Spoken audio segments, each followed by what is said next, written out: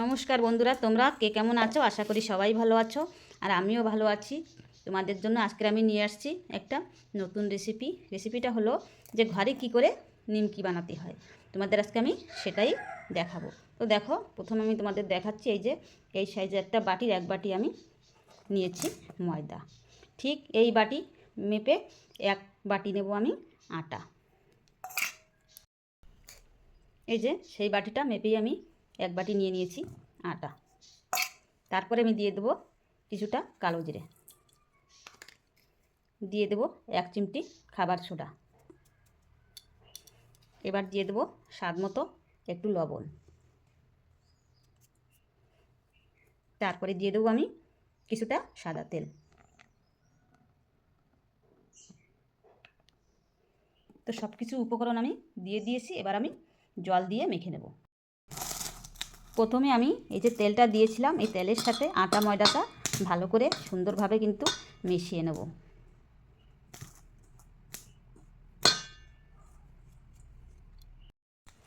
আটা আর ময়দার সাথে তেল মেশানো হয়ে গেছে। তো মেশানোর পরে এরকম হয়েছে। এবার আমি অল্প অল্প জল দিয়ে সুন্দর একটা ডো তৈরি করে নেব, জল দিয়ে মেখে নেব। এই দেখো, সুন্দরভাবে আমি একটা ডো তৈরি করে নিয়েছি। তো এবার আমি এইভাবে এক একটা করে বল আকারে বানিয়ে নেব।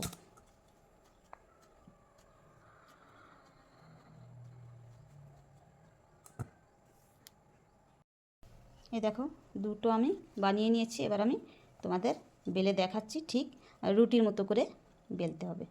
তো একটা প্রথমে বানিয়ে তোমাদের আমি দেখাচ্ছি। এই দেখো, একটা রুটি আমি বেলে নিয়েছি। আর দেখো, কালো জিরে দিয়েছি যেহেতু দেখতে কিন্তু খুব সুন্দর দেখাচ্ছে রুটিটা, আর এটা খেতেও কিন্তু দারুণ হবে।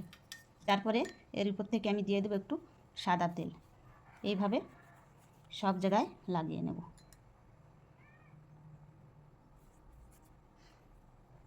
যাতে সম্পূর্ণ রুটিটাই তেলটা মেখে যায়, তেমনি করেই সুন্দরভাবে মাখবো। তাই এইভাবে কিন্তু বন্ধুরা তোমরা অল্প দেখেছো তো, তোমরা কতই অল্প সময়ের মধ্যে হয়ে গেল। তো তোমরাও কিন্তু এইভাবে ঘরে বানিয়ে খেয়ে দেখো, তাহলে আর দোকান থেকে বেশি দাম দিয়ে কিনতে হবে না। একদম অল্প উপকরণ দিয়ে ঘরে যেটা থাকে সেটাই দিয়ে কিন্তু এটা হয়ে যাবে। তো তেল আমার মাখানো হয়ে গেছে। এবার আমি এর উপর থেকে একটু আটা ছড়িয়ে দেবো।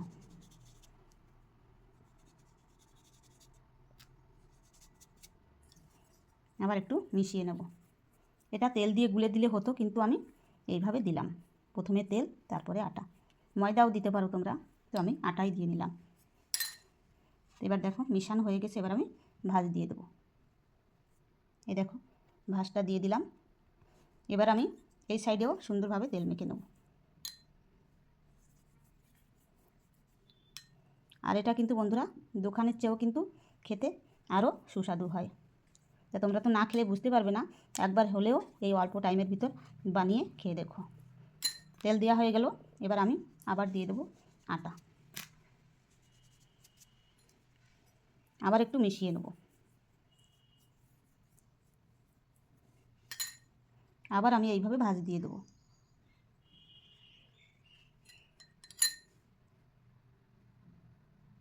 তো হয়ে গেল বন্ধুরা ভাঁজ দেওয়া। তো এবার আমি নিমকিটাকে বেলে নেব। দেখো, রুটি থেকে কিন্তু নিমকি হয়ে গেল। এবার আমি বেলবো। দেখো, হালকা হাতে একটু ওপিট এপিট করে বেলে নিয়েছি। তো এটা আমার বানানো হয়ে গেছে। এবার আমি তুলে রাখবো একটা প্লেটে। তো এইভাবে আমি সবকটা নিমকি বেলে নেব। তা তোমরা দেখতে থাকো আর সাথে থাকো। এই যে দেখো, যেটুকু আটা ময়দা আমি নিয়েছিলাম তাতে 5টা নিমকি হয়েছে। তো দেখো নিমকিগুলি কত সুন্দর দেখা যাচ্ছে। এখন শুধু ভাজার বাকি। তা চলো চলে যাই সেই ভাজবো যেখানে, কড়াইয়ের কাছে। গ্যাস জ্বালিয়ে কড়াই বসিয়ে দিয়েছি। এবার দিয়ে দেবো কড়াইতে সাদা তেল। তা তেলের পরিমাণটা তোমরা বন্ধুরা বেশি কম দিতে পারো, কোনো অসুবিধা নাই। তো আমি এইটুকু তেল দিলাম, এতেই আমার ভাজা হয়ে যাবে। তো এখন ছেড়ে দেবো 5 মিনিট পর্যন্ত তেল গরম হওয়ার জন্য। ফিরে এলাম 5 মিনিট পর। তো এক এক করে এবার আমি নিমকিগুলি দিয়ে দেব। তো আমি তেলটা অল্প দিয়েছি, যেহেতু দুটো নিমকি দিলে জাগাতে অসুবিধা হয়ে যাবে এটা নাড়াচাড়া করতে, তার জন্য আমি এক একটা করে ভেজে নেব। তো দেখো, দেওয়ার সাথে সাথেই কিন্তু নিমকি ফুলে উঠছে। তো এইভাবে উল্টে পাল্টে ভেজে নেব। একটা নিমকি আমার ভাজা হয়ে গেছে, এবার আমি তেল ঝেড়ে তুলে নেব। দেখো বন্ধুরা কত সুন্দর হয়েছে। আর এই যে আটা আর ময়দাটা আমি মিশিয়ে দিয়েছি না, যেহেতু খেতে কিন্তু আরও বেশি স্বাদ হবে। তো এইভাবে এই দেখো পড়ে গেল, আবার আরেকটু আমি তেলটা ঝেড়ে নেব। এইভাবে আমি সবকটাই ভেজে নেব। বন্ধুরা দেখো সবকটা নিমকি আমার কিন্তু ভাজা হয়ে গেছে। তা আজকের আমি বানালাম বড় নিমকি। আর একটা প্লেটের পরে কাগজ দিয়ে রেখেছি, যেহেতু তেলটা এই কাগজেই টেনে নেবে। আর ভাজাভুজি করলে এইভাবে কাগজের পরে রাখাই কিন্তু ভালো। তা বন্ধুরা আজকের আমার এই বড় নিমকি রেসিপিটা তোমাদের কাছে কেমন লাগলো তোমরা কিন্তু কমেন্ট করে আমাকে জানাবে। আমি আশা করি তোমাদের কাছে ভালোই লাগবে। আর তোমরাও এইভাবে ঘরে বানিয়ে খেয়ে দেখো, বাচ্চাদের দিও, খেতে কিন্তু খুবই সুস্বাদু। আর এইভাবে যদি তোমরা বন্ধুরা বানিয়ে ঘরে একবার খাও, এত অল্প সময় আর অল্প উপকরণ দিয়ে এটা হয়ে যায়, তাহলে তোমরা কিন্তু বাজার থেকে কিনে আনাই ভুলে যাবে। তা যাই হোক, আর বেশি কথা বলছি না। তা দেখা হচ্ছে তোমাদের সাথে পরবর্তী এরকম আরও নতুন রেসিপি নিয়ে। তোমরা ভালো থেকো, সুস্থ থাকো, টাটা, বাই বাই।